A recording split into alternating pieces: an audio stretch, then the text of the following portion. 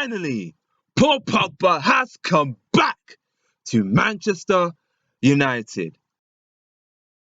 Indeed, the boy that left the pauper has returned a king with 3 titles to his name.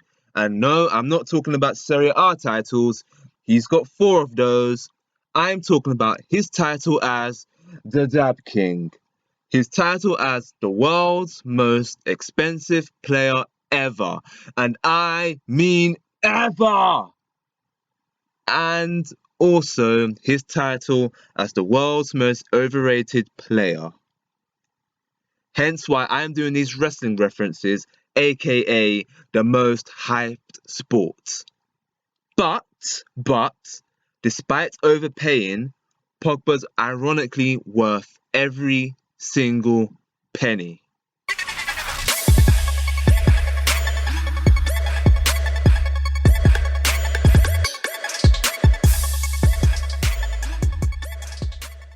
To see the sense in this deal, you have to see how much better Pogba is than United's other midfielders.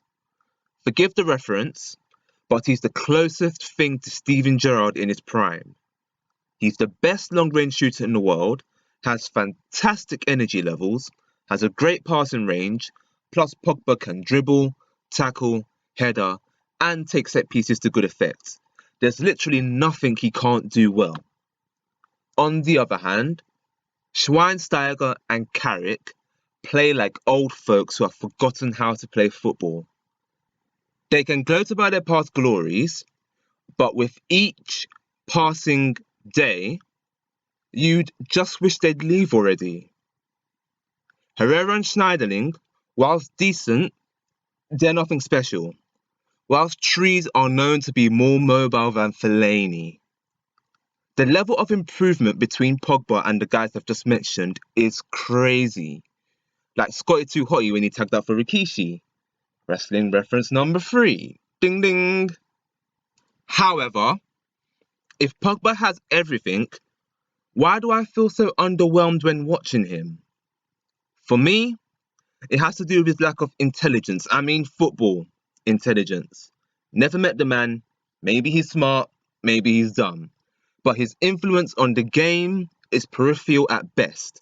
He's a YouTube player. The type that does nothing all game, then pops up to score a worldie. We saw this at the Euros, we saw it at the World Cup, Champions League final, and he's pretty much been a non-factor in every big event of his career. The very best dictate the game. Their teamwork and link-up play makes their teammates better. It's why Messi is better than Ronaldo. It's why Iniesta is better than Ozil. It's why Suarez is better than Ibrahimovic. It's why Zidane was better than Rivaldo. In each of those examples, except Ozil, Ronaldo, Ibrahimovic, and Rivaldo are built like the prototype of a modern footballer. A perfect balance between technique and athleticism. But their inability to control a game means that their full potential only shows in small bursts. Whereas with Messi, Iniesta, Suarez, and Zidane, they tend to drag their teams along even with what you would call a limited skill set in comparison to the players I've mentioned. I always felt Pogba was carried by Claudio Marchisio, Arturo Vidal, and Andrea Pirlo. At the beginning of last season, with Marchisio and new summer signing Khedira injured until October, and with Vidal and Pirlo gone, Pogba proved me correct. Juventus only won 3 times in 10 games and were 12th by the end of October. However, once Marchisio and Khedira returned, Juventus won 26 of the remaining 28 games. That's not coincidence. That's why I can only rate him 8 out of 10. He's not world class. Not yet, anyways.